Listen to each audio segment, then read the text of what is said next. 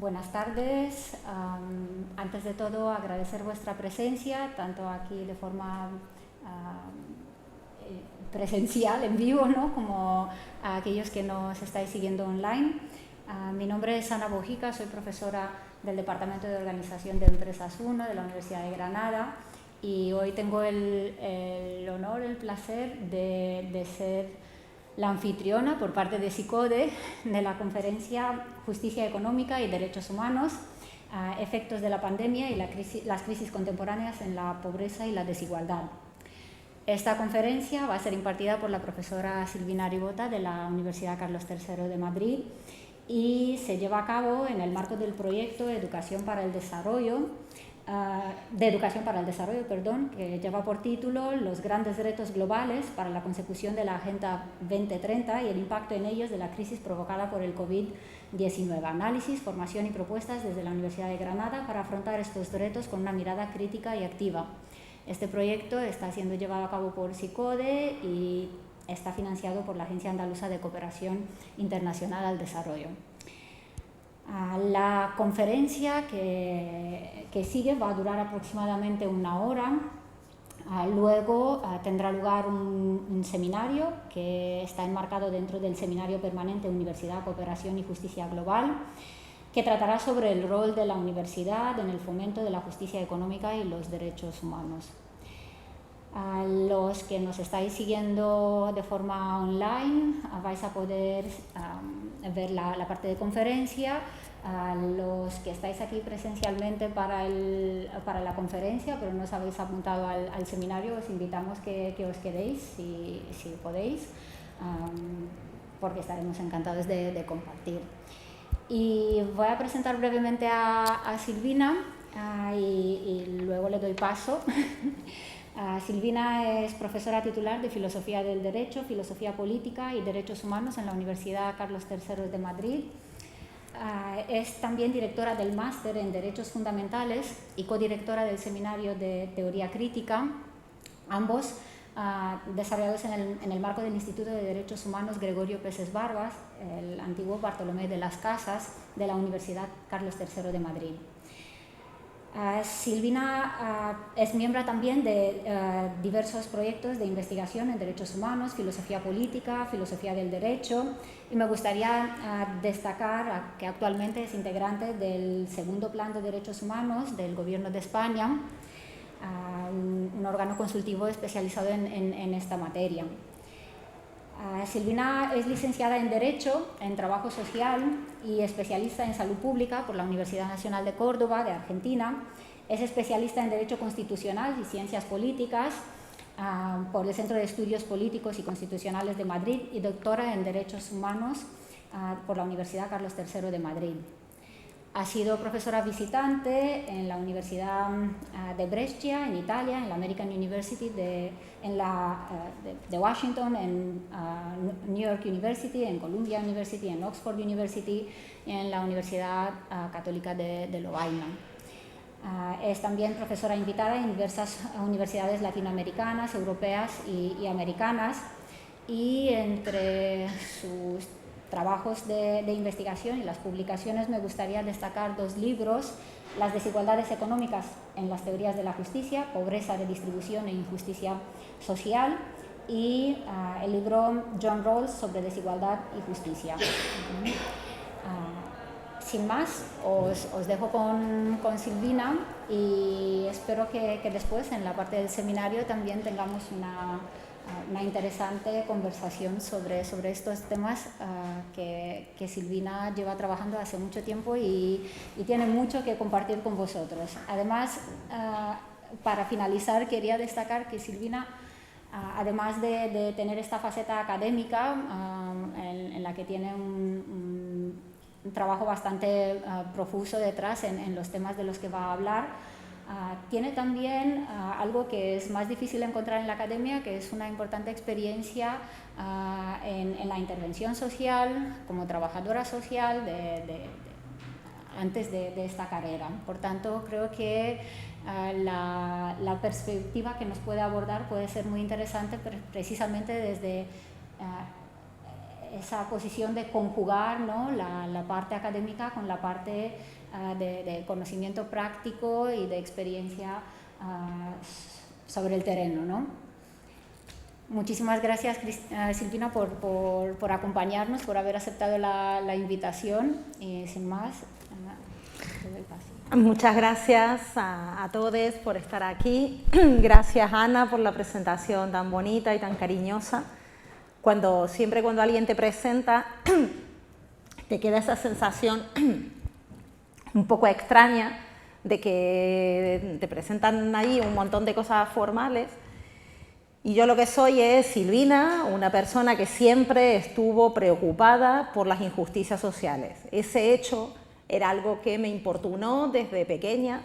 y yo lo que quise era estudiar mejores maneras de poder abordar o entender qué se podía hacer frente a un mundo injusto para intentar hacer algo que contribuyera a cambiar las cosas. Creo que hay muchos caminos para abordar estos temas. Hoy vamos a abordar algunos, que es qué se puede hacer en la primera parte de la conferencia, cómo podemos explicar desde la filosofía política, desde los derechos humanos, las desigualdades, lo que podemos llamar en términos generales las injusticias económicas. Luego, en un segundo momento en el seminario, vamos a intentar abordar qué podemos hacer como académicos, qué puede hacer la universidad, qué podemos hacer como eso que se nos suele llamar los intelectuales, las intelectuales, que somos la gente que nos formamos en la universidad, y qué podemos hacer como profesionales, como lo que ustedes sea que están estudiando, derecho, trabajo social, economía, cualquiera de las profesiones que estén estudiando, de qué manera podemos vincularnos, acercarnos a la realidad social y abordarla desde los lugares situados que profesionalmente ocupemos. La idea que me pidieron un poco contar en esta primera hora, que intentaré,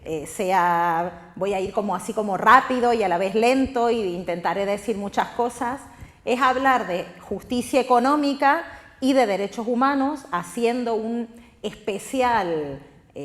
puesta sobre cuál es el enfoque que se le puede dar o cómo podemos entender qué es la injusticia económica, abordándola desde una perspectiva crítica. ¿Qué podemos hacer como Estado, como sociedad, como sistemas de derecho, como mundo occidental, en nuestros estados de derecho sociales, contemporáneos, europeos? ¿Cómo podemos abordar y qué exige de nosotros entender las grandes desigualdades económicas en las que nos encontramos? Y en la segunda parte, cuando pongamos en cuestión qué podemos hacer, la idea es bajar primero a terreno y mostrar cómo es la desigualdad económica hoy en el mundo, mostrando comparativamente el desarrollo en cada uno de los países del mundo e intentando ver, poniendo como ejemplos más prácticos de lo que voy a contar primero en la conferencia. Esto es haciendo el speech, a ver si les convenzo de quedarse luego a la segunda parte. Luego, como les voy a dar este PowerPoint, todos van a tener acceso también y Entonces creo que a mí me gusta utilizar viñetas y ya van a ver también en la segunda parte que las uso porque creo que es un recurso interesante. Esta especie de humor, que en realidad no es humor, es una crítica política, social, ideológica muy inteligente. He utilizado varios, pero bueno, comienzo con Mafalda, que siempre es muy lista si no la conocen. Y tiene muchas de las viñetas de Quino hablando sobre la pobreza y la desigualdad. Incluso en esta visión un poco crítica, que me parece que resume gran parte de la preocupación central que hay alrededor de la justicia y de la injusticia. ¿Qué habrán hecho algunos pobres sures para merecer ciertos nortes? Siempre entendiendo que tanto los sures o los nortes a los que se refiere son, por supuesto, los políticos y no necesariamente los geográficos. De lo que vamos a hablar es de pobreza, de justicia, de derechos humanos, incluso de acceso a la justicia o de acceso a todo aquello que entendemos como un mundo justo. En líneas generales, asumimos, para intentar entender cuál es el espacio, por qué nos nos provoca pensar sobre la injusticia social o sobre la justicia en términos de lo bueno y lo malo. La justicia sería aquello que deseamos, mientras que sabemos que el mundo en el que vivimos es un mundo injusto. ¿En qué sentido es un mundo injusto? Sabemos que vivimos en un mundo donde hay hambre, donde hay exclusiones, enfermedades, maltratos, guerras, exclusiones generales de todos los sistemas, del sistema de derecho, del sistema político. Incluso estas opresiones, estas violencias, estas graves violaciones a los derechos humanos han sido consideradas en términos de las desigualdades económicas y donde nos vamos a centrar, que es en la pobreza, en la exclusión económica, que significa una parte relevante de las injusticias en las que nos encontramos, ha sido considerada por muchas sentencias de tribunales internacionales, como el Tribunal Europeo de Derechos Humanos, o del Sistema Interamericano de Derechos Humanos, o de las Comisiones Europeas de Derechos Humanos, de varios comités, o de relatores de Naciones Unidas, han considerado que estas situaciones de exclusiones económicas se pueden comprender como un trato cruel, inhumano o degradante, que incluso pueden asimilarse a lo que entendemos por tortura. Sabemos que la desigualdad empobrece y que la pobreza mata, que la pobreza de manera silenciosa, con una cadencia continua, produce no solo la exclusión del sistema educativo, del sistema de salud, del sistema de vivienda, del sistema laboral, sino que también mata. Indefectiblemente hay gente en nuestros escenarios sociales, políticos, que vive vidas en condiciones infra de aquello que se puede considerar adecuado. Por eso cuando hablamos de lo que significa la pobreza extrema, es aquellos indicadores en los cuales las personas ya no pueden sobrevivir y mueren o malviven o tienen unas condiciones de lesiones muy relevantes en el desarrollo de sus capacidades vitales vinculadas a los escenarios de pobreza y carencias generalizadas en las que viven. Pero a la vez, un elemento central para entender la vinculación entre desigualdades económicas y pobreza que voy a presentarles es entender por qué se produce la pobreza en nuestro mundo, por qué hay gente que vive en esas condiciones de injusticia y de injusticia económica. Normalmente se nos presentan estas situaciones como naturales, inevitables, necesarias, incluso eficaces o no tan injustas. Es claro, podemos verlo en el lenguaje de políticas o políticos, incluso de académicas o académicos, de expertos en estos temas, cómo nos presentan a la pobreza y a las desigualdades económicas en el sentido de siempre ha habido pobres, el sistema en el que vivimos siempre ha tenido gente que vive en pobreza,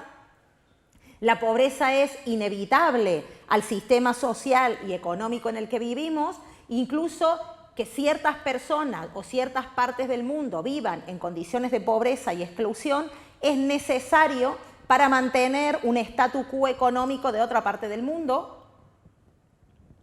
Incluso algunos hablan de cierta eficacia económica en mantener a ciertas poblaciones en pobreza y lo vinculan a condiciones de, bueno, no es tan injusto, en el sentido no es tan moralmente reprochable. Cuando sabemos, y lo que vamos a analizar, es que la pobreza se vincula con causas estructurales de la manera en la que hemos organizado el mundo, la manera en que redistribuimos la riqueza, en la que redistribuimos el poder, los derechos, las oportunidades vitales. Claramente, frente a la pobreza, hay acciones que podemos hacer para evitar que las personas vivan en situación de pobreza. Sabemos que hay mucha literatura científica especializada de economistas que hablan de la ineficacia de la pobreza, incluso de la insostenibilidad ecológica de la pobreza, del impacto que la pobreza produce en el medio ambiente. Y claramente sabemos que la pobreza y las desigualdades económicas no solo son moralmente injustas o moralmente reprochables, sino que estamos hablando de situaciones ilegales. ¿En qué sentido? Que si pensamos, por ejemplo, en la Declaración Universal de Derechos Humanos de 1948, Recuerden que era el momento casi inicial en el que como humanidad decidimos comenzar todos juntos a pensar que era posible un mundo que viviera en paz, que pensando que podíamos evitar una tercera guerra mundial, era el principal elemento para asociarnos. Piensen qué tan cerca estamos ahora de ese escenario que intentamos evitar desde 1948. Y aquí, desde el preámbulo, desde el preámbulo mismo de la Declaración Universal, ya hablaba el propio preámbulo de la idea de vivir como un objetivo, vivir libres de pobreza y hambre como un derecho y libertad básica para todos. La idea de vincular una vida libre de pobreza, una vida libre del miedo a la pobreza, como una libertad básica. Y lo podemos ver a través de la Declaración Universal, pero luego a través del Pacto de Derechos Sociales, Económicos, Culturales. Tenemos una riqueza en tratados, textos, declaraciones internacionales que sitúan o explican de manera clara cuáles son las obligaciones jurídicas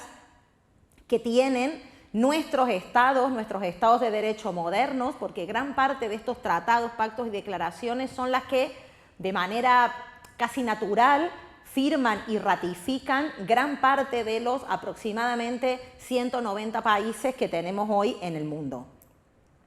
Estas obligaciones de los estados incluso se reflejan de una manera más dura y más relevante a partir de lo que conocemos como los Objetivos de Desarrollo Sostenible o la Agenda 2030, que de alguna manera se ha vuelto así como famosa y todo el mundo repite y todo el mundo quiere ser parte de la Agenda 2030, cuando vamos a ver de una manera crítica el primer objetivo de la agenda, de los Objetivos de Desarrollo Sostenible, es poner fin a la pobreza, pero deja para el número 10 la reducción de las desigualdades. Y vamos a ver, o yo lo que intento mostrar en términos teóricos, es que la desigualdad económica es la que produce la pobreza. Por lo tanto, mientras no reduzcamos los gaps, las brechas entre pobreza y riqueza, el fin de la pobreza va a ser una utopía. Creo, y los Objetivos de Desarrollo Sostenible, así tal como están puestos, creo que escenifican o es un ejemplo de la potencialidad que tiene cuando vinculamos desigualdades económicas como causa de la pobreza, porque de alguna manera lo que se pretende desde esta manera de comprender la pobreza es mostrar que nuestros sistemas jurídicos internacionales, nuestros estados de derecho, hacen una priorización de ciertos derechos, consideran relevantes cierta organización que no es funcional a la idea clara de reducir la pobreza o aumentar las oportunidades para que las personas desarrollen los planes de vida de manera libre. Esencialmente porque el origen y la causa de la pobreza en relación a las desigualdades económicas está vinculada con lo que es como el pacto al que llegamos en el momento de la Ilustración. En el momento de la Ilustración, en el siglo XVIII, arribamos como a 3 acuerdos básicos. Esos 3 acuerdos básicos que han de alguna manera delimitado nuestro espacio discursivo, aquello que consideramos bueno, deseable, adecuado, moderno, está dentro de un escenario social, político, económico y jurídico que es como una mesa sobre 3 patas. Una de esas patas es cuál es el sistema que hemos escogido como modelo de organización política. Ese sistema que hemos escogido como modelo de organización política es la democracia. El modelo que hemos escogido como sistema de organización ideológica es el liberalismo. Y el modelo que hemos escogido para organizar y distribuir los recursos mundiales es el capitalismo. Por lo tanto, nuestros estados de derecho, aquello que llamamos la modernidad, se escenifica en un escenario en el cual el marco de comprensión está situado entre la democracia, el liberalismo y el capitalismo. Y todo el resto de todo lo que hemos edificado de derechos humanos, de sistemas de derechos humanos, de qué entendemos por Estado, está en base a ese escenario. Por eso, y al margen, luego lo podemos discutir en el seminario, muchas veces aquello que nos resulta escaso o como vemos que ¿Por qué resulta irracional cierto funcionamiento del Estado? Es porque perdemos de vista que en realidad lo que está marcando el escenario discursivo son estos tres elementos. Y precisamente, o probablemente, en estos tres elementos hay cierta ruptura lógica entre estos tres elementos y que todas las personas disfruten de calidad de vida o puedan desarrollar sus capacidades básicas. Y más aún porque incluso cuando en el siglo XVIII, cuando los autores ilustrados hablaban de este marco liberal, que en realidad desde este marco ideológico del liberalismo es desde el que surgen todas las ideologías políticas que hoy podemos encontrar dentro de nuestro margen, dentro de nuestro mundo democrático, y a la vez el capitalismo del siglo XVIII, la democracia formal, estos tres elementos han sufrido a lo largo del siglo XVIII, pero especialmente a lo largo del siglo XIX y todo lo que llevamos en el siglo XX, de unas carencias muy importantes, o algunos autores y autoras le llaman una desnaturalización, incluso de la propia ideología liberal. Y en realidad nos encontramos con este liberalismo como marco formal, un liberalismo bastante hipócrita, que no se preocupa realmente de que las personas sean libres, y vamos a ver cómo luego eso tiene un marco teórico importante. Vemos también que la democracia se ha convertido en unas reglas de juego demasiado formales, donde elegimos a nuestras autoridades cada una determinada cantidad de años, pero no hay realmente una participación igualitaria de todos los que formamos el pueblo en las decisiones que nos competen, no hay formas de rendición de cuentas, no hay realmente una participación democrática en ese gobierno de todes, y a la vez el capitalismo como sistema de organización de recursos se ha vuelto un capitalismo suicida, se ha vuelto incluso atentando contra las propias maneras de reproducción. Por eso hablamos del capitalismo del colapso y estas ideas de casi los panoramas de fin del mundo que se nos presentan respecto al agotamiento de los recursos naturales, a las inmensas contaminaciones medioambientales, a la idea de que el propio capitalismo está agotándose en su propia dinámica voraz. Vemos que, de alguna manera, si queremos encontrarle alguna salida, podríamos llamarle sistémica, y voy a insistir en eso a lo largo de la conferencia, si queremos encontrarle alguna salida sistémica a la respuesta de la calidad de vida o de la justicia social, si queremos ofrecer alternativas de justicia social, tenemos que intentar hacer compatible el capitalismo, el liberalismo y la democracia. ¿Y de qué maneras podemos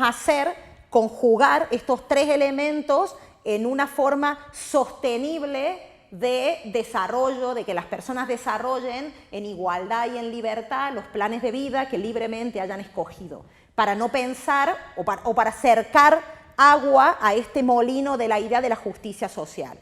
Hay un elemento que voy a ir desarrollando que tiene que ver que parte de esta respuesta de cómo hacer compatible capitalismo, liberalismo y democracia lo ha ofrecido los estados sociales modernos.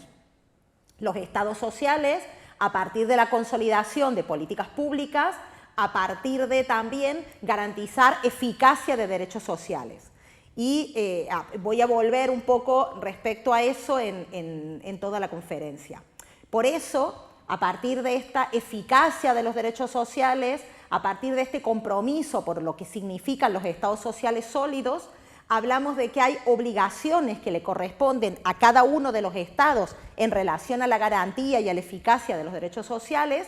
y a la vez obligaciones que le corresponden a todos los estados en sentido universal, en sistema mundo, y lo que nos corresponde a todos y a cada uno de las personas que habitamos este mundo. Individualmente respecto al Estado, en el cual ejercemos, por ejemplo, nuestros derechos políticos de voto, eligiendo a los gobernantes, haciendo las políticas de rendición de cuentas en relación a la evaluación de las políticas públicas, y también a partir de seres humanos situados como somos todos. ¿Por qué? Porque lo que vamos a plantear es que un elemento central en el análisis de un mundo injusto, pretendiendo hablar de justicia social, es entender algunas palabras conceptuales o ciertos conceptos que son altamente relevantes. La idea de qué significa realmente una desigualdad. o cuándo estamos frente a una desigualdad. Partimos de entender que todas las personas somos diferentes y habitamos escenarios heterogéneos. Esta idea, que parece bastante lógica, no es tan lógica o no es seguida de una manera tan relevante por gran parte de los autores liberales que han inspirado este modelo de liberalismo que sostiene nuestros estados sociales de derecho. De hecho, gran parte de estos autores parten de entender que las personas somos iguales y que necesitamos las mismas cosas para desarrollar nuestros planes de vida.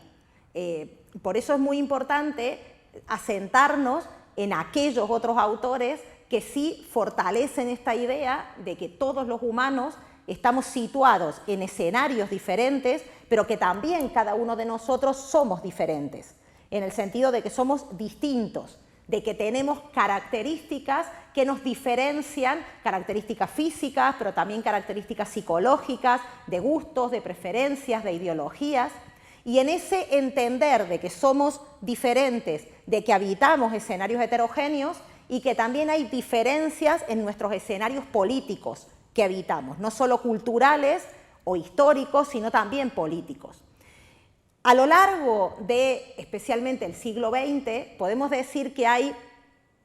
tres tipos de grandes desigualdades que nos han atravesado. Tres tipos de las tradicionales desigualdades sociales, que son las desigualdades de sexo-género, las desigualdades de clase social y las desigualdades de etnia-raza. ¿Cómo se han configurado estas desigualdades? Estas desigualdades han partido de algún elemento de diferencia social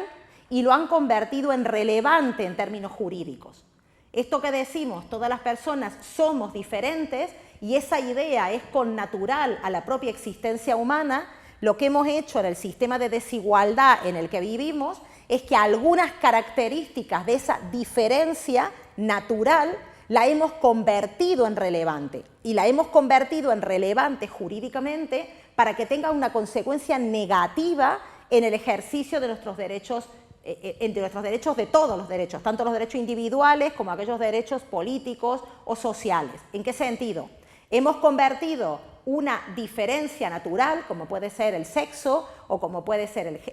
la construcción de sexo-género, o como puede ser ya no natural, pero una diferencia que tenemos en el lugar que ocupamos en la estructura social, o una diferencia vinculada a nuestros orígenes culturales o étnicos, y la hemos convertido para crear una categoría de exclusión,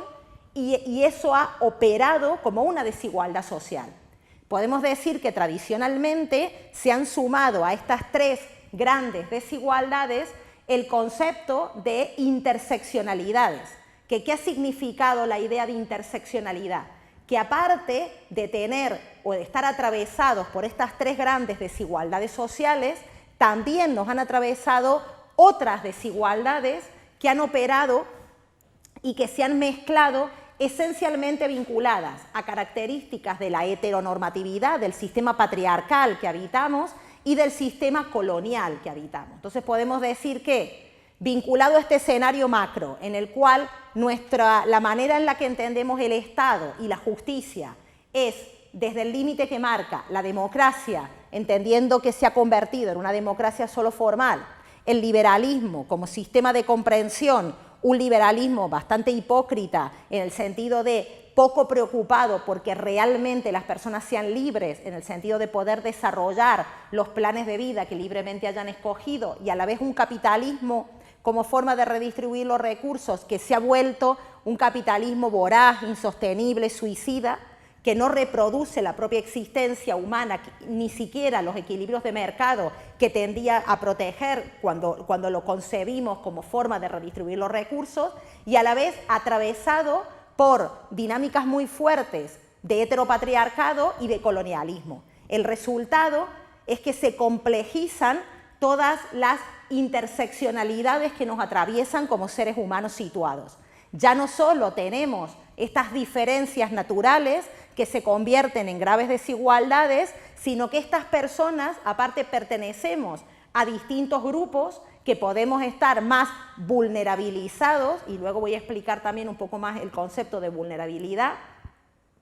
Podemos atravesar situaciones individuales o de grupos complejas, situacionales, vinculadas al empleo, vinculadas a cuestiones culturales, incluso vinculadas a cuestiones jurídicas, a distintas violencias, a diferentes violencias estructurales, sociales, políticas y diferentes situaciones complejas contextuales, como pueden ser guerras, hambrunas, crisis ecológicas, pero también pensemos una crisis epidemiológica como la que acabamos de sufrir de una manera tan cercana. Todo este escenario de interseccionalidades de personas situadas, podemos entender que todas las desigualdades sociales operan de diferente manera según quiénes seamos en este esquema de interseccionalidades y dónde estemos situados. Pero lo que vamos a sostener, entendiendo la injusticia económica, intentando no perder de vista que el objetivo es analizar la injusticia económica, es que de todas estas desigualdades, la desigualdad económica tiene o presenta una mayor capacidad lesiva. Puede lesionar de una manera más grande que el resto de las otras desigualdades sociales. Podemos decir que frente incluso a estas desigualdades clásicas de sexo-género o de etnia-raza, sumadas a cualquiera de las interseccionalidades que vemos, cuando se combina, cuando se interrelaciona con desigualdades económicas, la exclusión que se sufre, la desigualdad que se sufre en el impacto en nuestros derechos, en el desarrollo de nuestras capacidades, actúa agravando la desigualdad, actúa de una manera creando situaciones de mayor desigualdad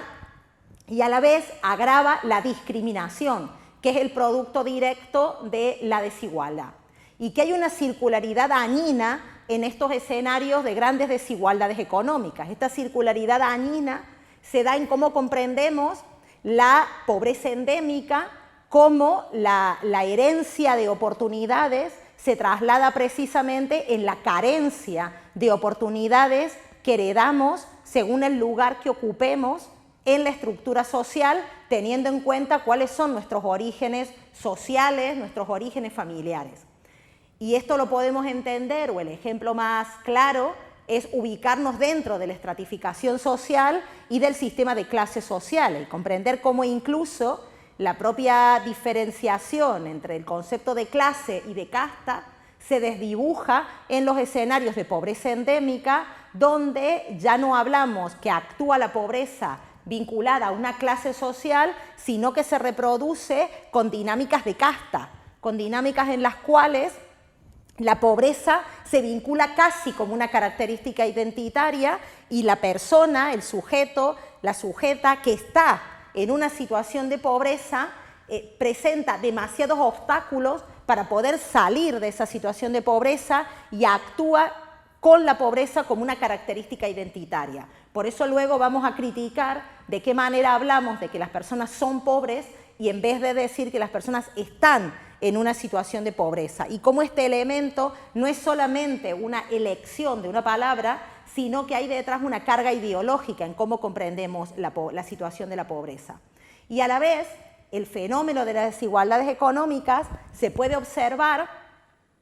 cómo actúa en relación a los gaps, a las brechas entre pobreza y riqueza. No es solo, la idea es pensar que las desigualdades económicas son las que producen escenarios de pobreza, pero ¿de qué manera producen escenarios de pobreza? Que cuanto mayor es la desigualdad en una sociedad y más se mantiene sostenida en el tiempo los estándares de desigualdad, mayor es la brecha que se produce también en las relaciones humanas, entre aquellos que pueblan los espacios positivos de la desigualdad, o sea, aquellos que tienen mucho en relación a aquellos que tienen menos, y cómo hay mayores tensiones y violencias polarizando las estructuras sociales. Por eso, frente a este escenario, se podían tomar muchos autores o autoras. Yo he escogido para compartirles las reflexiones de tres autoras, de tres autores que provienen también, y eso me parece interesante, un poco desde un marco ideológico distinto, El primero, Amartya Sen, que es un economista y politólogo liberal, frente o a diferencia de Gerald Cohen, que es un filósofo político marxista analítico, que es una nueva formación dentro del marxismo, pero no deja de ser marxista, socialista, y Carlos Nino, que es un autor de una filosofía liberal, pero más vinculada al mundo jurídico. Vamos a ver, a partir de estos autores, cómo pueden entender la tensión de injusticia social vinculada a la pobreza y a las desigualdades. Amartya Sen, el autor economista, un economista indio de la India, que por supuesto tiene o forma parte de una de las castas altas de la India, porque si no, no estaríamos hablando de él, no habría llegado a ser un relevante profesor de Harvard. ¿Qué es Amartya Sen? ¿Qué sostiene Amartya Sen? Amartya Sen, que aparte tiene como economista y como politólogo una gran tarea de estudio de la pobreza y de las formas de medir de manera muy sensible cómo comprender las distintas maneras que se produce la pobreza y que podemos dimensionar la pobreza, dice que la pobreza no es una cuestión solo de escaso bienestar, no es que las personas tengan pocas cosas lo que las convierte en pobres, sino que la pobreza se vincula a la incapacidad que tienen las personas para, con los recursos que tienen, desarrollar las capacidades básicas. Lo que importa no es lo poco que tienen, sino lo reducido que lo que tienen significa para el desarrollo de los planes de vida que estas personas situadas en escenarios heterogéneos hayan decidido que quieren hacer con sus vidas. Lo importante entonces no es, para Sen, lo que tenemos, sino cómo juega lo que tenemos en sentido instrumental, cómo aquello que tenemos, aquellos recursos, cosas materiales o inmateriales, me significan, se transforman en el desarrollo de planes de vida o son insumos para que yo sea libre. ¿Por qué? Porque Amartya Sen dice que las personas solo somos libres si desarrollamos nuestras capacidades, si desarrollamos lo que queremos ser en base a un concepto amplio de desarrollos humanos, de lo que entiende por desarrollo humano. Por eso, aunque él dice que hay muchas maneras de comprender la pobreza, hay dos elementos, la idea de entender cuando las personas están privadas o tienen carencias en el desarrollo de sus capacidades, se vincula en que tienen carencias en acceder, en disponer de aquellos recursos para poder desarrollar sus capacidades básicas. Y que estas carencias tienen una vinculación muy importante con carencias de poder económico y de poder social y político. A esta idea se vincula el concepto propio de autonomía, pero Gerald Cohen, un autor socialista, como dije antes, retomando, no es que retomando, porque no es que uno, sino que son contemporáneos sus proposiciones, pero desde un marco ideológico muy diferente nos plantea casi una conclusión muy similar, porque esto que Amartya Sen les decía en relación a las carencias de acceso y de disposición, cómo representan o significan carencias que son económicas, carencias de poder económico, Amartya Sen lo vincula de una manera clara y dice, es que pobreza es en realidad falta de libertad.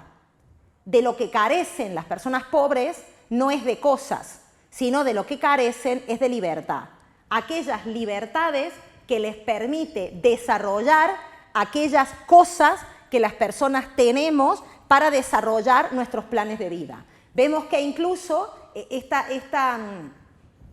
similitud entre las tradiciones liberales igualitarias o liberales genuinas, o sea, aquellos autores como Amartya Sen, genuinamente preocupados porque las personas sean realmente libres, y aquellas personas que vienen de una tradición ideológica diferente por ser socialistas, pero que también están pensando genuinamente en que las personas sean iguales para ser realmente libres, hay una similitud casi en la conclusión de qué entienden por libertad. En la pobreza, tanto para Amartya Sen como para Cohen, de lo que carecen las personas en pobreza es de opciones para ser libres. Es de aquellos elementos que les permiten desarrollar los planes de vida que libremente hayan escogido. Por eso Cohen dice que en un escenario capitalista y de economías de mercado como el que tenemos, tener dinero es tener libertad, porque a través del dinero monetarizamos aquel acceso al desarrollo de las capacidades y de las libertades. La capacidad y la capacidad económica expresa la libertad. Es la manera en que se traduce lo libre que podemos ser. Si no podemos desarrollar los planes de vida escogidos libremente, dice Gerald Cohen, igual que decía Amartya Sen, la libertad no existe. Las personas no son libres. El otro autor, el tercer autor que les proponía, vincula o intenta también reforzar esta idea trasladando el elemento esencial en el concepto de autonomía. Y dice que es un concepto central para entender cómo somos capaces y cómo somos libres. El sentido nato de cuándo soy autónomo, cuándo puedo decidir realmente qué hacer con mi vida y qué es lo que deseo para desarrollar mis planes de vida. Precisamente la autonomía es uno de los elementos centrales de la justicia social. Vivo en un escenario de justicia social cuando soy realmente autónomo, cuando puedo decidir sobre mi destino, sobre las cosas que quiero para mis planes de vida de una manera libre. Carlos Nino habla de que para ser autónomos, para que las personas puedan realmente escoger, dice que hay dos momentos de la autonomía: cuando escojo los planes de vida y cuando desarrollo los planes de vida. Y tanto cuando escojo los planes de vida como cuando desarrollo los planes de vida, tengo que tener elementos que me permitan saberme autónomo en la elección y en el desarrollo, y que de manera real o de manera muy cercana a la idea de ser autónomo está la satisfacción de las necesidades básicas. Si satisfago mis necesidades básicas, es el elemento esencial, el primero, el elemento central para poder a partir de ahí comenzar a discutir qué es lo que quiero ser. Por eso Nino y otros autores vinculan o dicen que las necesidades básicas son la parte más urgente del principio de igualdad, lo que reclama la atención inmediata cuando estoy reclamando igualdad. Cuando sugiero o defiendo la idea de la igualdad, piensa en un elemento central de nuestras democracias modernas, la idea de igualdad reclama de manera urgente que primero haya una satisfacción de las necesidades básicas, y a partir de la satisfacción de las necesidades básicas es que el resto de igualdades cobra sentido, y por lo tanto también el desarrollo de las libertades, el escoger planes de vida y el desarrollar planes de vida. No tengo mucho tiempo para desarrollar la idea de lo que significan las necesidades humanas, pero podemos entender que dentro del concepto de justicia social, las necesidades humanas juegan un rol conceptual muy importante. No podemos entender lo que es la justicia social si no tenemos en claro qué reclama la satisfacción de las necesidades básicas para la justicia social. Muchos de las autoras y autores de la filosofía política, de la sociología, sostienen que es muy difícil hablar de necesidades y de manera demasiado ligera para mi gusto desprecian el concepto de necesidades básicas y pasan a otras categorías. El propio autor, Amartya Sen, que les presenté antes, que es un economista muy serio para hablar de pobreza, cae un poco en este error conceptual al no querer hablar de necesidades básicas. Desde las teorías más antropológicas, psicológicas y sociológicas, se le tiene menos miedo a la categoría de necesidades básicas y podemos asumir, al menos, que habría un conjunto de necesidades básicas, un núcleo duro de necesidades que podemos asumir que son universales en términos históricos, sociales, culturales, que todas las personas, todo humano necesita saciar y saciar a un nivel adecuado para que la propia vida humana se pueda desarrollar como tal. Luego de este primer nivel de reclamo casi biológico de las necesidades, habría otro segundo escalón, también muy relevante en términos de necesidades básicas, que es la comprensión de que los humanos no somos solamente un ente biológico, sino que aparte de un ente biológico, también somos un ente social. Nos relacionamos socialmente en relación a otras personas con las que vamos configurando nuestra propia concepción psicológica de humano, de un humano situado, todas las esferas de la psicología social, sino que también nos desarrollamos socialmente en nuestros planes de vida. Los planes de vida no son individuales en sentido estricto, sino que se desarrollan en una sociedad en la que le da margen, sentido y significado a los planes de vida. Por eso habría un segundo nivel de necesidades humanas que tiene que ver con las necesidades humanas sociales, en las cuales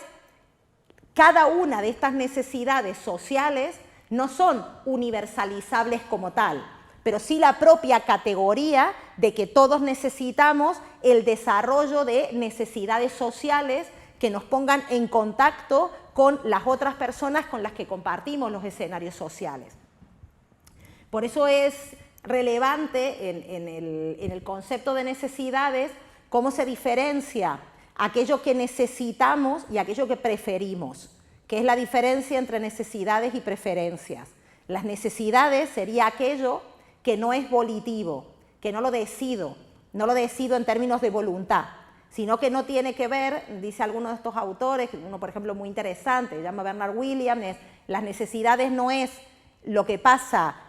por mi cerebro en términos de opciones, sino de lo que me reclama mi biología humana, aquello que necesito, frente a las preferencias, que son aquellos que prefiero en términos de gustos generales. Por eso es muy importante en la justicia social, abordando el tema de las necesidades, diferenciar lo que necesito, o sea, los recursos que necesito de la propia necesidad. Una cosa es tener hambre y otra cosa es querer comer una hamburguesa. Por lo tanto, cuando hablamos de que hay ciertas necesidades que forman parte del núcleo duro que puedo universalizar, podemos decir que dentro de este reclamo biológico estaría el concepto de salud, en el sentido de equilibrio biopsicosocial con el medio ambiente, incluiría la alimentación, la nutrición, la protección del hábitat,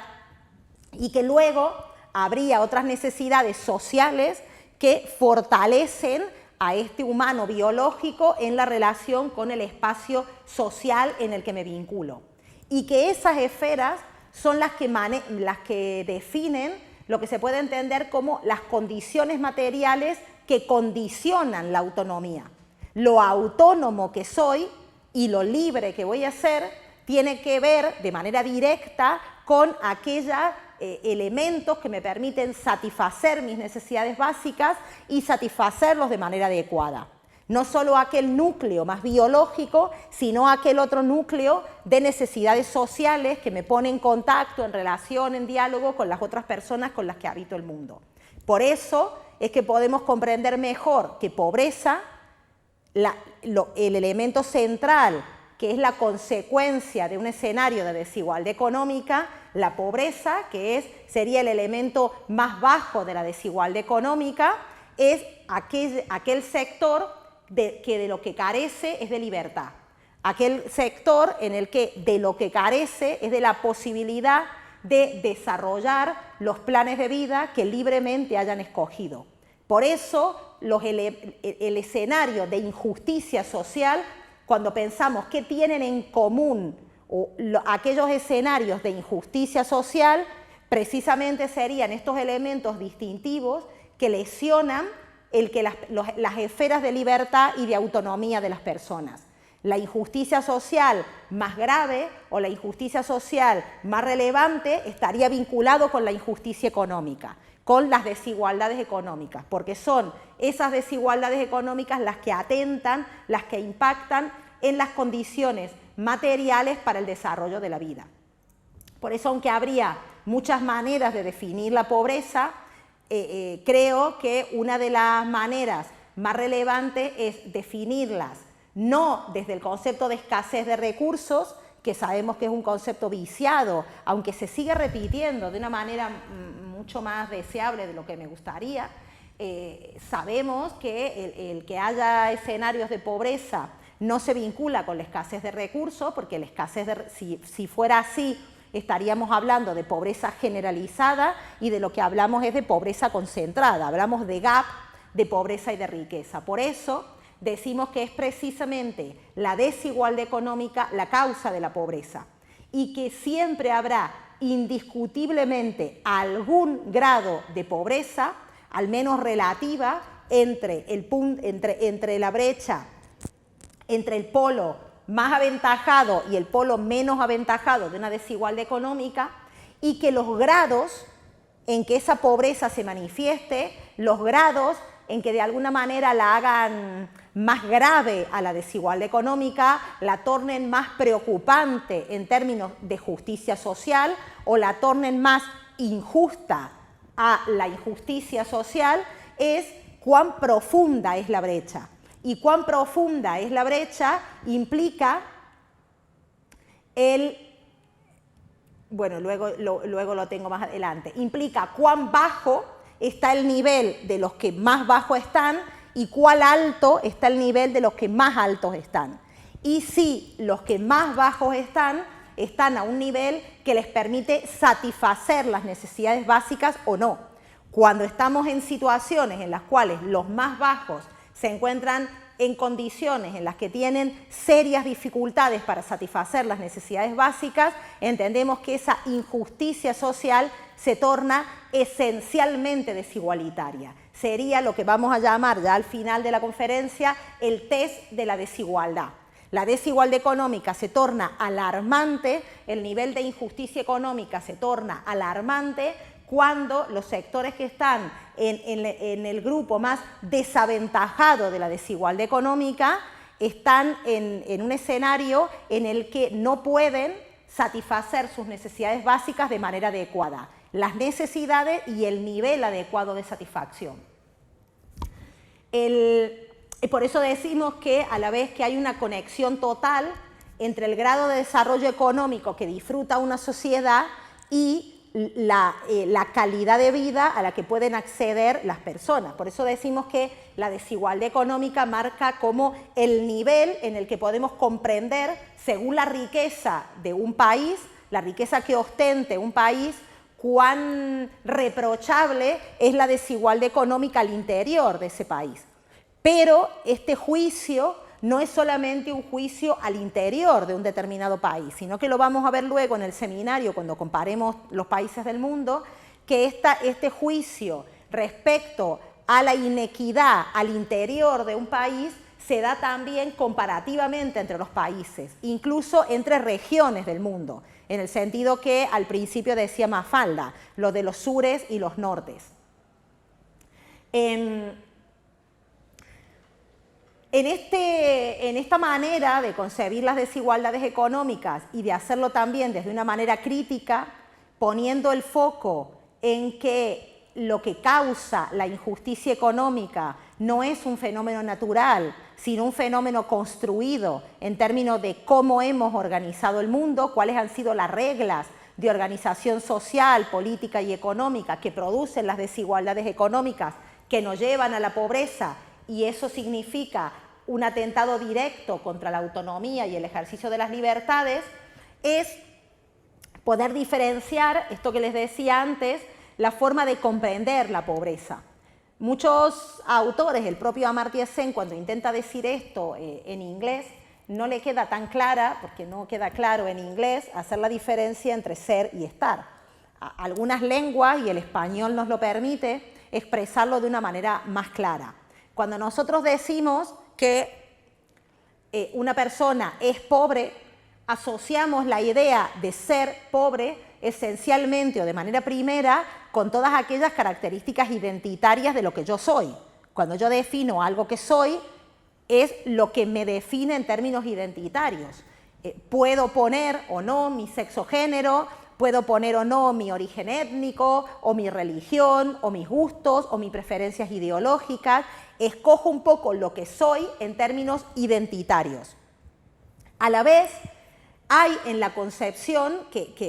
por eso cuando decimos que alguien es pobre, en esa concepción de que alguien es pobre, hay cierta asunción, como en las primeras viñetas de Susanita y de Mafalda que les mostraba al principio, ciertas características que asumimos de las personas pobres. Por eso decimos, las personas son pobres y las personas pobres reúnen determinadas características. Tienen muchos hijos, son violentas, comen cosas raras, viven en viviendas inadecuadas. Asumimos características de la pobreza como identitarias de la propia condición de la pobreza. Y vemos que esto tiene unas consecuencias muy importantes en el juzgamiento de sus propios planes de vida o de cómo interpretamos, incluso tomamos decisiones sobre la vida de las personas que son pobres, cuando en realidad las personas que están en una situación de pobreza.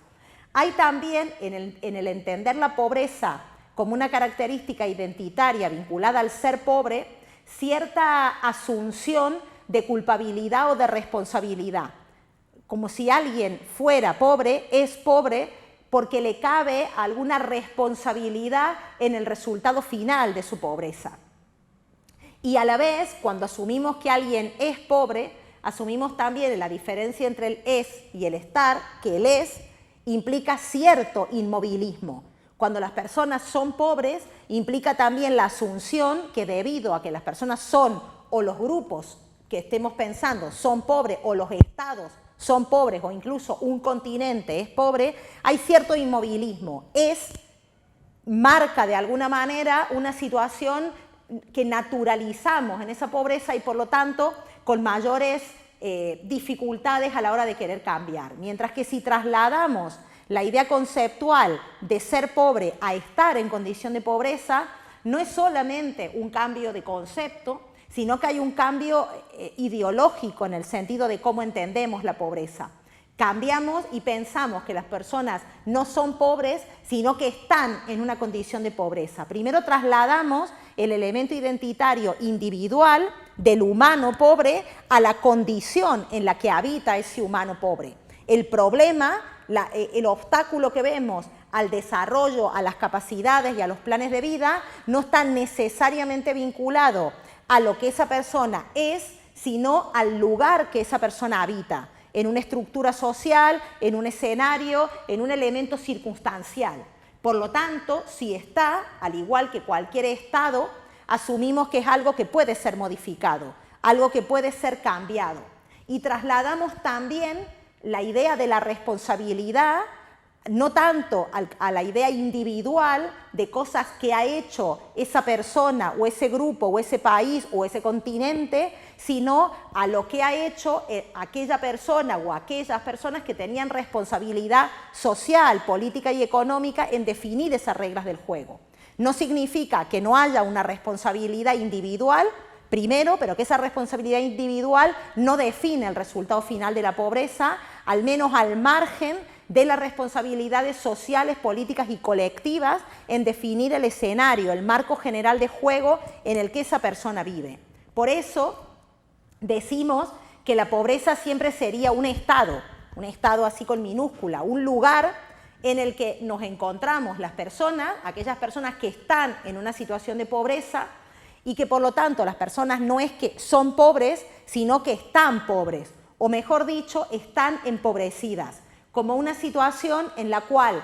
el estar también se vincula no necesariamente a una elección individual, sino a una condición en la que le colocamos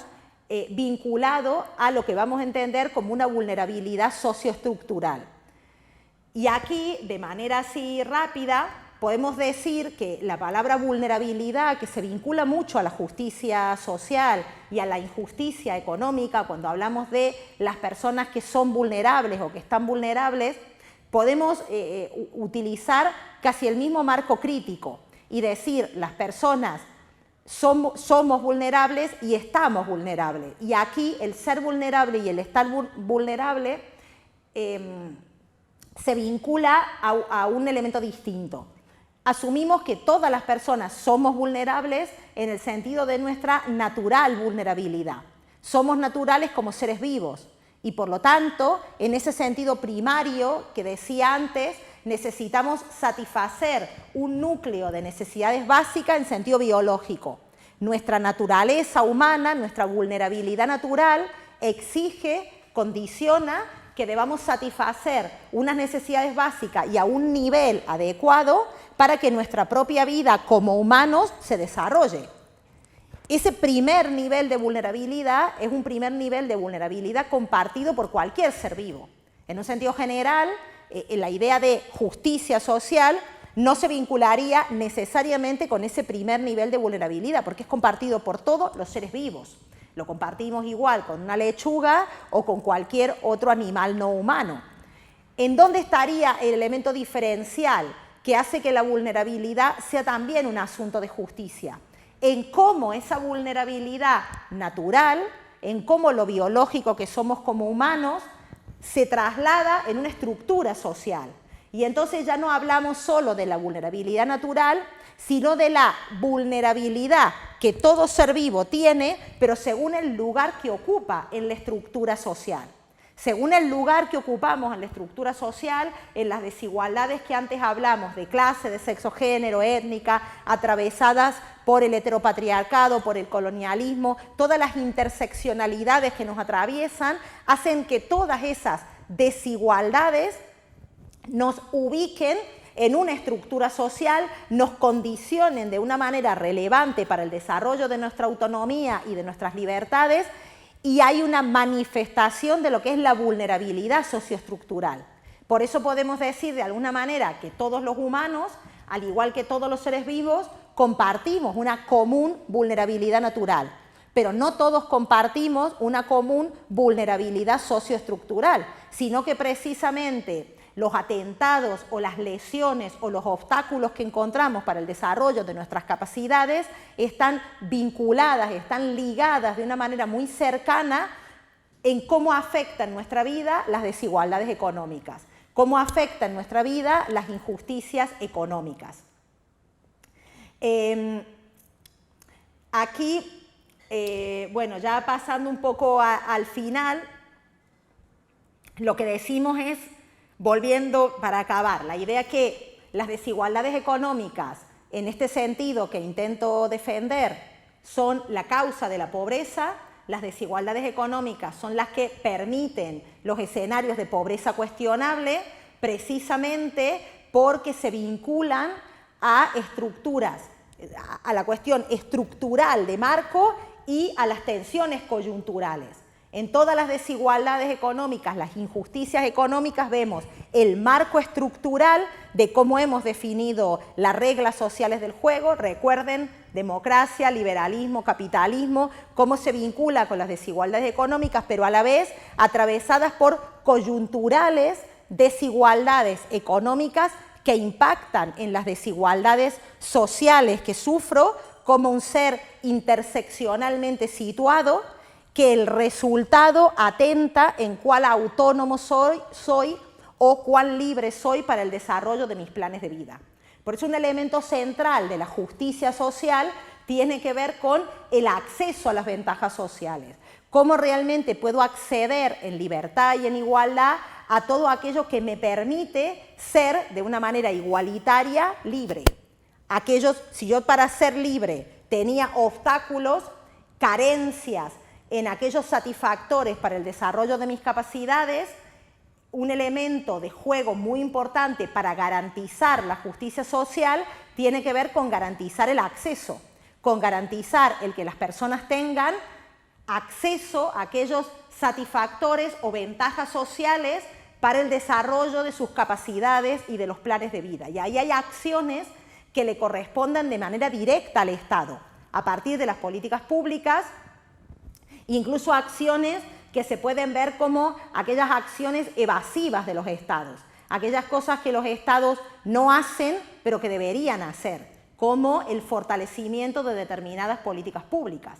Por eso decimos que si tenemos en cuenta el escenario de injusticias estructurales en las que vivimos, el problema central de las injusticias económicas no pasa tanto o no pasa de una manera crucial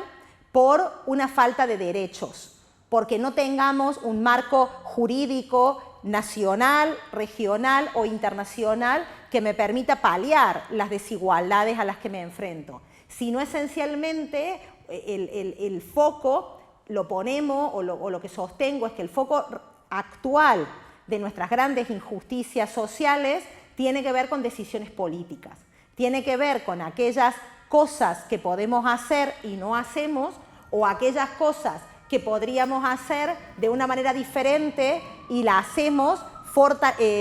consolidando estructuras de desigualdad, de dominación, de exclusión. Y esto se refuerza con esta idea un poco de sentido en términos ideológicos, que no habría nada más antisistema que no cumplir los pactos, tratados, declaraciones internacionales, que no cumplir las constituciones de los estados, que en línea general, para decirlo de manera rápida, desde 1948, gran parte de los 191 estados que conforman el mundo político hemos decidido entender que era un valor relevante proteger la vida alejada de toda situación de pobreza para permitir el desarrollo de las capacidades y las potencialidades humanas. Sin embargo, cuando hemos ido desarrollando los sistemas económicos al lado o a la par de los sistemas jurídicos y de garantía de derechos, hemos visto que la desigualdad económica ha sido productora de pobreza, pero a la vez las formas jurídicas, el derecho, ha sido el posibilitador de las injusticias sociales. Nuestras estructuras jurídicas le han dado marco a las injusticias económicas. Hay una retroalimentación entre las injusticias económicas y las injusticias en relación a los marcos de derecho. Ambos conforman las dos patas centrales de las injusticias sociales. No podemos, por lo tanto, comprender las injusticias sociales que vivimos sin ver el marco jurídico-político que las permite y el marco económico de desigualdad económica que las reproduce. Por eso decía antes que el test de la injusticia, de las desigualdades, cuán injusto es el mundo en el que vivimos, es según cuán bajo es la situación de los menos favorecidos, cuán mal están los que están mal y cuán bien están, cuán alto están aquellos que mejor están. Y vemos que en nuestro actual marco de mundo, nuestro sistema global, que es lo que vamos a ver en el seminario, esa polarización es cada vez más grande. Cada vez los que están mal son más y es más profunda sus carencias, y cada vez los que están mejor son menos y a la vez tienen un sistema de consolidación de sus privilegios sociales, políticos y económicos todavía más sólidos. Por lo tanto, la brecha entre pobreza y riqueza se hace cada vez más profunda, cada vez más grande. Incluso en los contextos actuales en los que hemos reducido de alguna manera los niveles más grandes de pobreza extrema, pero seguimos manteniendo una polarización muy grande de injusticia económica a partir de los grandes polos de pobreza y de riqueza. Y mientras más grande sea la desigualdad, más grande va a ser la brecha y a la vez también más grande es la falta de conciencia que tienen los sectores más empoderados económicamente de las carencias que sufren los sectores que están más empobrecidos en nuestras sociedades. Ahí también comienzan a jugar los elementos del leveling up o del leveling down. Si lo que queremos en relación o en contra de la desigualdad económica es que todas las personas estén iguales, y vamos a ver cómo, y cuando analicemos los países, cómo el sentido crítico de la desigualdad económica no es que todos estemos igualmente mal, sino que todos estemos igualmente mejor de lo que nos permiten nuestras condiciones sociales macro en relación a una calidad de vida extendida a toda la sociedad. Entonces vamos a ver cómo hay sociedades en el mundo o dos grandes bloques de países igualitarios, o que el gap es de los menores, donde menos brecha hay, pero un gran grupo de estos países donde la brecha casi no existe es porque hay pobreza generalizada, pobreza endémica. Serían los escenarios del leveling down, donde todo el mundo está igual porque todo el mundo está mal. Mientras que la idea crítica de la desigualdad económica no persigue eso, sino que persigue la satisfacción de las necesidades básicas, los requerimientos biológicos, los requerimientos sociales y la construcción, el fortalecimiento de los niveles de autonomía individual, para que las personas sean realmente libres y realmente iguales. Entendiendo, recuerde que también había que discutir un poco este marco en relación a la pandemia que acabamos de atravesar. ¿Qué se puso en juego a partir de lo que vivimos? Lo que se puso en juego a partir de lo que vivimos es lo que ya sabíamos, incluso desde las reflexiones teóricas, epidemiológicas y antropológicas que ya habíamos hecho con la peste negra. La idea de que los virus no discriminan, pero las sociedades sí, los humanos sí. Los humanos nos encargamos de hacer un sistema social, político y económico que garantice un esquema de distribución. Las personas nunca enfermamos ni morimos independientemente del lugar que ocupamos en la estructura social. Y en este escenario de pandemia y por lo tanto de una emergencia epidemiológica generalizada, hemos visto cómo no hemos enfermado ni muerto independientemente del lugar que ocupábamos en la estructura social dentro de los estados y en la estructura social de los estados dentro del mundo. Por lo tanto, hay algunas, ¿qué podíamos hacer? Hay algunas cosas que sí podemos hacer. Podemos, dentro de lo que serían las desigualdades sociales vinculadas a cómo organizar el marco jurídico, político, social, no deberíamos de hacer una desvinculación entre derechos. Actualmente hay una desvinculación muy clara entre lo que son los derechos individuales y los que son los derechos sociales. Por eso, por ejemplo, en nuestros actuales escenarios en los que vivimos, incluso aquí en España, nos dicen, casi sin ningún pudor, que van a recortar derechos sociales, nos van a recortar derechos a la salud o a la educación, y lo asumimos casi con naturalidad, en plan, como hay poco dinero, hay que recortar derechos sociales. Eso funcionaría casi, una política un poco suicida, como si en nuestras propias economías familiares mañana tenemos menos dinero en nuestra redistribución de nuestro presupuesto familiar y entonces lo que decidimos es dejar de comer. Seguimos pagando el alquiler, o seguimos yendo al cine o comprándonos unas deportivas, pero dejamos de comer o dejamos de protegernos frente a las enfermedades, dejamos de comprar medicamentos si estamos enfermos. Cualquiera de nosotros pensaría que claramente esa elección es una elección irracional, pues nuestro sistema jurídico y político en el que vivimos hace esas elecciones que acaban siendo elecciones irracionales y las acabamos consensuando socialmente, en esta desvinculación de derechos sociales y de derechos individuales. En lo que hacemos, de alguna manera, es que lo que se le puede llamar un vaciamiento antropológico de los derechos. Tenemos derechos humanos, tenemos derecho al voto, derecho a la libertad, derecho a ir a la escuela, pero no son derechos que los afianzamos en un humano situado. Entonces tenemos un derecho a ir a la escuela, pero no lo tenemos fortalecido en que ese derecho a ir a la escuela exige que esa niña, ese niño haya comido, haya tenido una alimentación adecuada, se haya protegido de las enfermedades, tenga un hábitat adecuado para que realmente el derecho a la educación tenga sentido. Y asumo que esta crítica era una crítica que hace un tiempo, si hacíamos esto hace unos 20 años o hace unos 15, era una crítica que esta desvinculación la mirábamos más en aquellos otros países que no eran estados sólidos consolidados. Pero tengan en cuenta que el Estado social español es un Estado social con serios déficits. Philip Alston, que es el relator de Naciones Unidas, bueno, era el anterior relator de Naciones Unidas contra la pobreza y la desigualdad, visitó España en febrero de 2020 y luego del análisis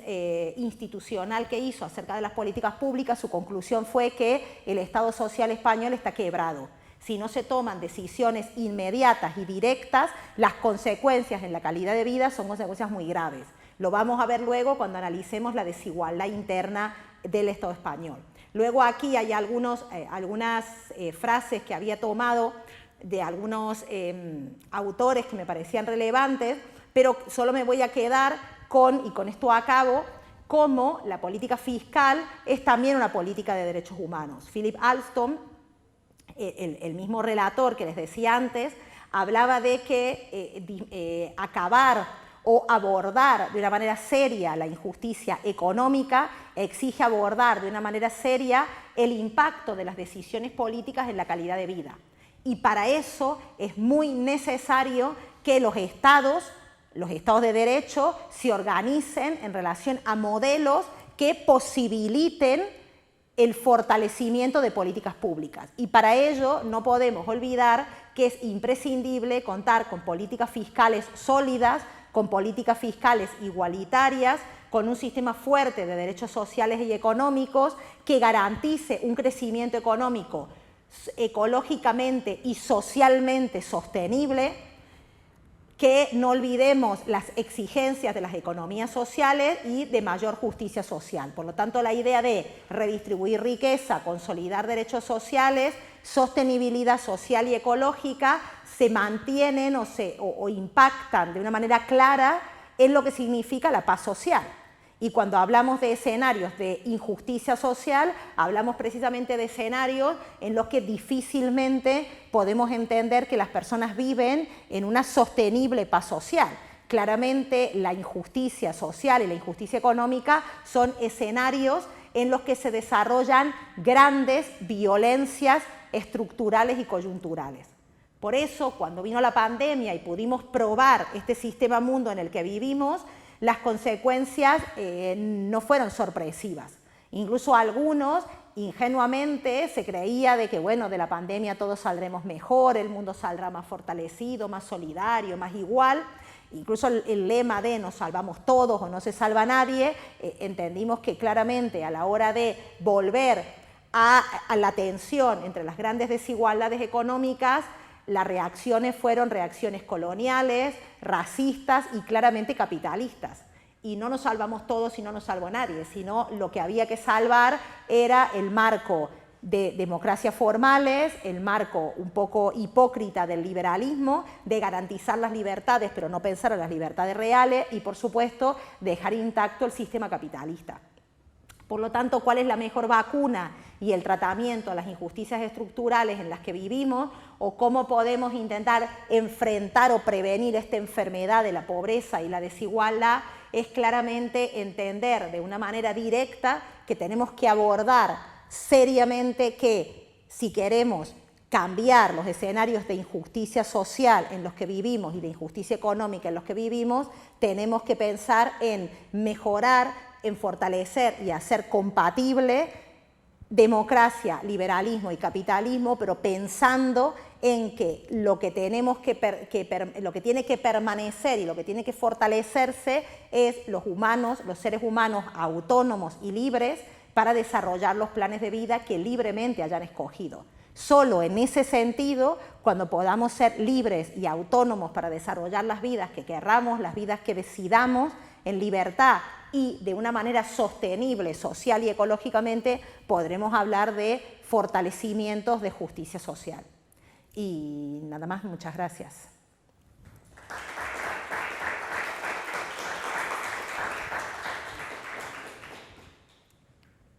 ¿Quieren hacer alguna pregunta, algún comentario? Sí. Una pregunta, hay una idea central que han entendido, pero me gustaría preguntarle si no me importa, de cómo la desigualdad económica provoca lo que hay en la pobreza, pero puede que sin haber desigualdad económica haya pobreza. Lo explico un poco. Si tenemos a los ricos y pobres y reducimos lo que son los de los ricos, hay menos desigualdad económica, pero si hay pobreza. Por otra parte, si intentamos lo que sea la clase media, sí que se esté disminuyendo la desigualdad económica, pero seguiría manteniendo la pobreza. O sea, un poco ponente la discusión, si pudiera abordar un poquito más en esa relación directa entre desigualdad económica causante de pobreza. Sí, ¿hay alguna otra pregunta que os voy contestando? La idea para poder entender por qué la desigualdad económica genera la pobreza sería, en un primer momento, en el momento inicial, es por qué, cómo se van generando escenarios en los cuales algunas personas, entendiendo que la pobreza primero es un concepto relativo, es un concepto autónomo en el sentido de satisfacción de las necesidades básicas, de los requerimientos biológicos, pero también es un concepto relativo a la calidad de vida y a la riqueza de la sociedad en la que se habite. Cuando tú empiezas a notar que hay una desigualdad económica en el sentido que hay un grupo empoderado social, económica, esencialmente social, económica y políticamente, y un grupo desfavorecido social, económica y políticamente cuando hay insatisfacción de necesidades básicas. Ese escenario es como claro. Tú lo que planteas es qué pasa cuando hay escenarios en los cuales esa insatisfacción de las necesidades básicas es una insatisfacción generalizada, cuando no hay desigualdad económica porque la pobreza es endémica, porque gran parte de la población se encuentra en pobreza. El elemento que usamos para poder decir esa consecuencia o esa situación de desigualdad de pobreza se vincula con la desigualdad económica es porque la desigualdad económica que provoca las carencias situadas en determinados escenarios es determinados escenarios dentro de un país, dentro de un estado o un estado. Tú dices, por ejemplo, comienzas a hablar de, por ejemplo, Níger. Níger es uno de los estados o, pues sí, actualmente es entre Níger y Eritrea, Etiopía, son los países que tienen desarrollo humano más bajo del mundo. Entonces, cuando tú dices, bueno, ¿por qué Níger tiene un desarrollo humano de los más bajos del mundo y a la vez tiene una desigualdad interna casi igual a cero? O sea, tiene lo que se llama una desigualdad positiva. No hay gap casi de pobreza y riqueza, sino que la mayor parte de la población se encuentra en pobreza endémica. Lo que juzgamos es que la producción de esa pobreza endémica de estos países se debe a dinámicas coloniales. La forma en la que se ha producido la desigualdad económica al interior de los países que hoy se encuentran en pobreza no se vincula esencialmente o de manera individual a situaciones individuales de ese país, sino que se vinculan a cómo está el mercado internacional y cómo se organizó en términos coloniales la explotación de los recursos naturales, la descolonización de determinados países y la forma en la que los países que hoy son los países más empobrecidos del mundo organizaron sus economías o sus sistemas democráticos precarios. Entonces, la desigualdad que origina esas pobrezas, primero, no está necesariamente vinculada a una desigualdad en esa sociedad, porque esa sociedad, si solo miras esa sociedad como tal, en esa sociedad puedes decir, aquí no hay desigualdad, aquí toda la gente es igualmente pobre. Pero la pobreza de esa desigualdad, de ese estado, no se generó en ese estado, sino que la desigualdad que produjo esa pobreza se produce históricamente en las relaciones coloniales que se mantuvieron con los países más pobres del mundo. Por eso decimos que más que hablar de la idea de que los países son pobres, están empobrecidos, implica entender que hay responsabilidades. No es que no hubo ningún tipo de responsabilidad. Esa desigualdad no es una consecuencia natural, sino que no se vincula a responsabilidades individuales, opciones que han tomado los habitantes de ese determinado país, que han tomado las personas que habitan Níger, por ejemplo, para que el resultado sea que su país sea uno de los países con menor desarrollo humano del mundo, sino que las responsabilidades son responsabilidades colectivas, responsabilidades políticas mayores, que han hecho que todo un continente sea el continente de la pobreza, frente a otro continente como el americano, que es el continente de la desigualdad. Y como vamos a ver luego en los números generales, estos nortes de los que nos hablaba, el continente europeo y estos nortes del mundo, que no solo son geográficos, sino políticos, porque por ejemplo Australasia está dentro de este norte más empoderado en términos de desigualdad económica, mantengan unos estados en los cuales los niveles de riqueza y de pobreza están muy por encima incluso de los niveles de riqueza y pobreza de los países más pobres. Entonces el elemento que hace que juzguemos ¿por qué se producen esas pobrezas en estos países pobres en los cuales los niveles de desigualdad son muy bajos? Porque la pobreza está generalizada, tiene que ver cómo se organizan las economías en términos mundiales y no solo en términos situacionales. Cómo las economías de mercado en términos internacionales van definiendo cuáles son las posibilidades de que determinados países alcancen determinados desarrollos económicos, sociales y políticos. Tiene que ver también con las macro reglas económicas, con cómo organizamos el mundo, con cómo comercian, con cómo intercambian bienes, cómo se relacionan los países más pobres del mundo con los países más ricos del mundo. Más ricos en términos económicos y no en términos, por ejemplo, de recursos naturales. Gran parte de estos países, o al menos muchos de estos países, como por ejemplo Sierra Leona, es uno de los países que tenía de los países africanos que presentaba una riqueza en riquezas naturales de los más altos de África. Y sin embargo, Sierra Leona fue durante 14 años consecutivos el país con menor desarrollo humano del mundo, vinculado de manera directa con las políticas de las industrias extractivistas y la colonización. Por eso decíamos en un principio que el análisis de la desigualdad económica, a mi juicio, no se puede hacer aislado del marco general de interpretación, que tiene que ver con una democracia formal, con un sistema liberal, pero en el sentido más desnaturalizado del propio reclamo liberal, la forma capitalista de organizar el mundo y el cómo se vinculan, cómo se interseccionalizan colonialismo y patriarcado. Creo que al menos habría más, también podemos hablar de capacitismo, de tarismo, pero al menos en esos 5 elementos tienes para comprender de una manera más relevante cómo la desigualdad económica general impacta en una pobreza particular, que lo vinculamos a un Estado, pero también podría ser una persona, podría ser un grupo humano, podría ser un grupo humano que reúna determinadas características. Hay grupos humanos que reúnen determinadas características étnicas o determinadas características de sexo-género que también se ubican en una situación de mayor desventaja económica que otras personas que tienen otras características de sexo-género o identitarias o de color de la piel o culturales o religiosas diferentes. Entonces vemos cómo para entender la desigualdad situada hay que entender el marco general de desigualdad contextual. O sea, la pobreza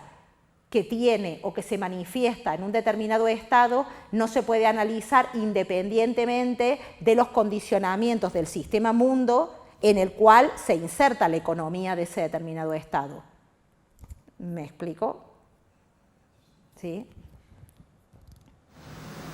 Yo sí, básicamente en relación, yo creo que viene así como muy enlazado con lo que acabas de decir. Yo cuando aplicamos un poco, ¿no?, ese eje transversal de colonial, digamos, ¿no?, me cuesta un poco ver que cuando decía que en estas teorías como que la categoría saliente, digamos, sea la desigualdad social o que estructura, ¿no? O sea, porque de estas teorías no más decoloniales, cuando se hace ese análisis histórico, ¿no?, del colonialismo, del proceso de colonización y cómo las lógicas coloniales siguen, ¿no?, con otros sistemas, ¿no?, con otros dispositivos de opresión, sí que de estas teorías realmente se hace más hincapié en la raza. Y bueno, autores como Franz Fanon o Aventura de Santos, ¿no?, fijan como una línea del ser que por encima de ella, ¿no?, los cuerpos blancos, digamos, que también sufren opresión, pero sí que cuando se sufre esa opresión, que puede ser la pobreza, la forma de solucionarla es con un diálogo con el Estado o con las estructuras del Estado. Pero cuando se da por debajo de esa línea, la forma de resolverla es la violencia. O sea, y por ejemplo, también me ha venido un poco en el final de tu exposición, porque si no recuerdo mal, en el informe de Armstrong, él sí dijo que en los campamentos de personas migrantes de Andalucía había visto situaciones que no había visto en ningún sitio del mundo, de miseria y pobreza, ¿no? Y en un estado que en teoría, ¿no?, pertenecemos desde el 80 y tanto al primer mundo. Entonces, claro, o sea, ¿cómo dialogan estas teorías que tú planteabas, que hacen hincapié en la desigualdad económica, con esta otra que ponen el acento en otro eje de desigualdad, ¿no?, que parece que sí que estén muy presentes en las situaciones de... Lo que podemos decir es que dentro de lo que son las teorías más clásicas de comprender las desigualdades sociales, el protagonismo lo han tenido al menos 3 grandes grupos, que son los que han definido las desigualdades sociales clásicas. Los que ponen el foco en las cuestiones étnico-raciales, como las que mencionas, las que ponen el foco en las estructuras de sexo-género, porque ahí también hay un elemento muy claro en las mujeres y en cómo las autoras feministas han manifestado esencialmente que el eje central de desigualdad estaba vinculado al ser mujer o incluso a los sexogéneros divergentes que en relación a lo heteronormativo del hombre dominante blanco, y a la vez las de clase social. Las que se ubican un poco más en los que más les he comentado. El eje, yo creo que no se trata tanto de hacer como una carrera a ver cuál de estas desigualdades tiene un impacto lesivo mayor en las injusticias sociales, sino que dentro de las injusticias sociales, cuando hablamos de las injusticias económicas, creo, en mi entender, que las desigualdades económicas tienen, como creo que al principio de todo lo decía, como un impacto lesivo mayor, siempre superponiéndose, agravando las condiciones de desigualdad que ya estaban. Cuando hablamos de las desigualdades coloniales o las desigualdades étnicas, las desigualdades étnico-raciales son desigualdades que no se perciben de la misma manera según el estrato social que se habite o el lugar que esa persona de un grupo étnico desaventajado en relación al grupo étnico aventajado se combina con la situación económica aventajada o desaventajada. O sea, yo creo que la teoría de la interseccionalidad, el principal potencial que nos ha ofrecido es no, y si se entendió así, no era mi intención mostrar como un dogma en relación a cuál es la peor, sino, por eso las palabras que usé eran que fueron escogidas. O sea, yo creo que tiene una mayor potencialidad lesiva. Eso no significa que son las peores, sino que creo que en esa combinación tiene una mayor potencialidad lesiva si el foco lo estoy teniendo en juzgar o analizar la injusticia económica. Si estoy poniendo el foco en analizar otro tipo de injusticias dentro de las injusticias sociales, pondría probablemente el foco en otras cuestiones más coloniales. Pero incluso tanto las autoras feministas como las autoras de los de estudios decoloniales, en ambos grandes grupos, la combinación con las situaciones económicas desfavorecidas siempre ha marcado la línea que agrava la desigualdad social que se traía. Entonces, la desigualdad social que se traía de manera clara vinculada a la raza se agrava de manera clara cuando estamos hablando de una persona en una situación étnica desfavorecida y se suma a esa situación económica desfavorecida. Y lo mismo, entonces yo creo que ni Boaventura, ni ninguno de estos autores, ni otro que podrías decir también, bueno, las autoras feministas, cuando ponen el foco de la desigualdad social en el sexo-género, no están negando el agravamiento que esa situación desaventajada de base suma cuando tenemos una situación económica. Por eso podemos decir que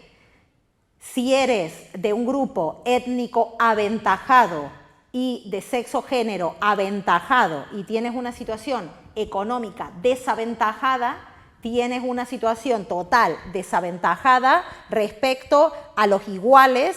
que están en el nivel más alto del sexo-género en términos de posición social y étnico, pero no tienen la posición económica desaventajada, sino que la tienen aventajada. Y se van sumando en las condiciones agravantes de discriminación, de vulnerabilidad, de exclusión, cuando tú vas sumando las otras desigualdades sociales que se van combinando en tu situación. Por tanto, cada humano situado está atravesado por diferentes desigualdades sociales. Todas esas operan creando mayores injusticias sociales que tienen un impacto también en injusticias económicas. Y creo también que, bueno, no todos estos autores quizá de manera plena, pero Boaventura sí lo contempla, que las condiciones económicamente desaventajadas impactan de una manera grave en cómo tú en cómo tú mismo percibes y te perciben en tu desigualdad social, que es una parte muy relevante, y en cuáles son las estrategias para poder igualarte en términos sociales. Incluso cómo las estrategias para las políticas públicas tendientes a disminuir la desigualdad social son más comunes que aquellas políticas públicas que tienden a igualar la desigualdad económica. O sea, podemos asumir incluso que el compromiso, incluso constitucional,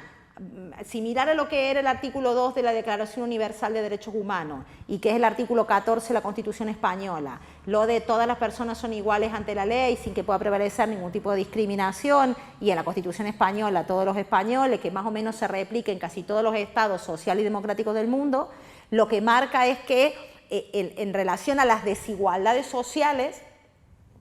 hay una conciencia de algunas políticas públicas tendiendo políticas públicas que tienden a impactar en intentar disminuir las desigualdades sociales. Incluso habría, y al menos yo lo sostengo, o lo sostendría sin ningún problema, que mientras menos desigualdad económica hay al interior de una sociedad, más posibilidades tenemos de que las políticas que tienden a disminuir las desigualdades sociales sean eficaces.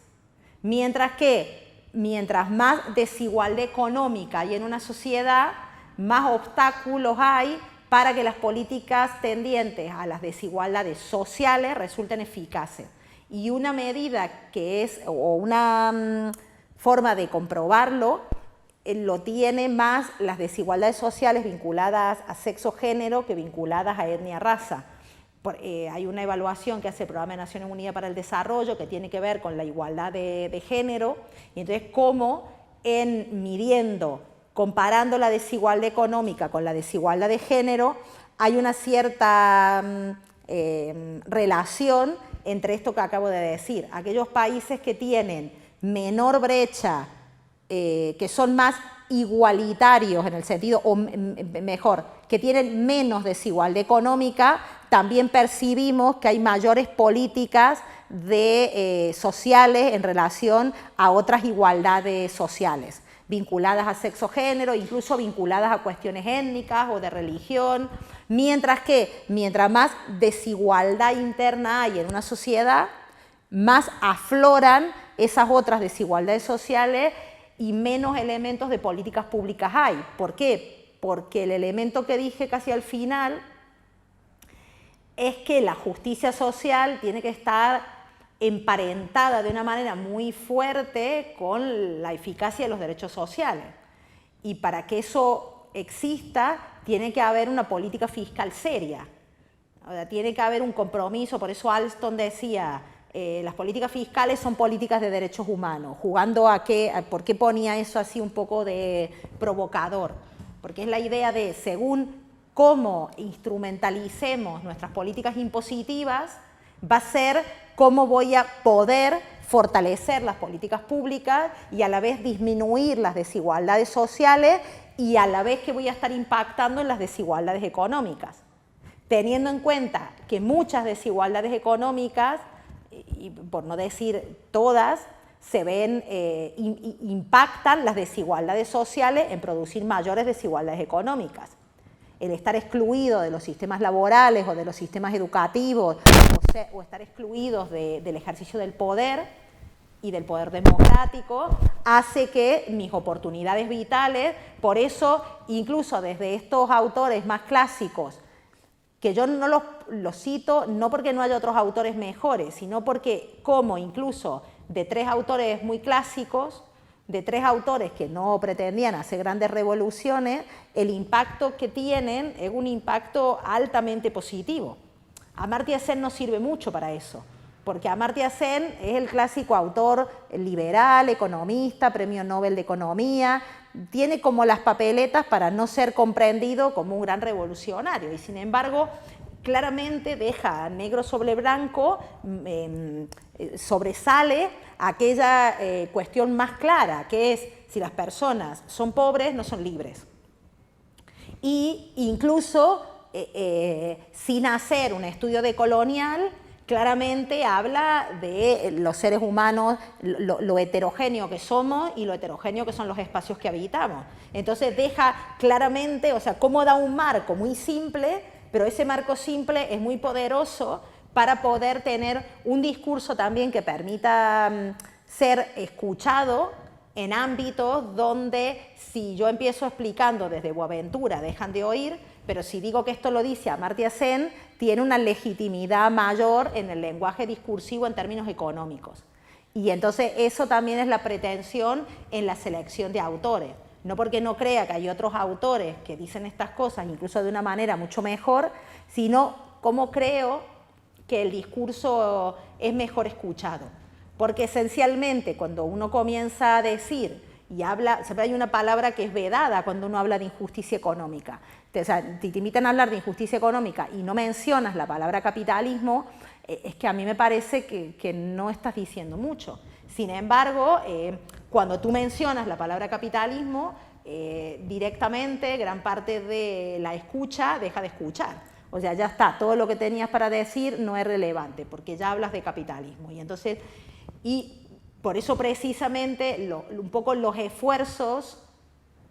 conceptuales que intento hacer tienen que ver con remarcar esa vía posible de intentar compatibilizar en un escenario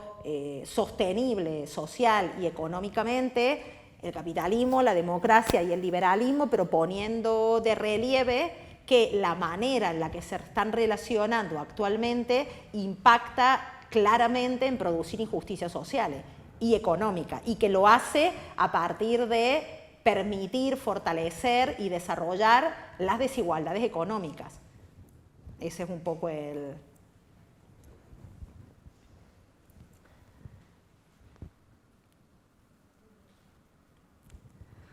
Si quieren hacemos como un descanso y luego los que quieran, las que quieran y puedan, hacemos el seminario y ponemos un poco en debate más, viendo con distintos países del mundo y cómo esto que hemos puesto, cómo esto que he contado en términos teóricos se ve más práctico cuando analizamos datos concretos,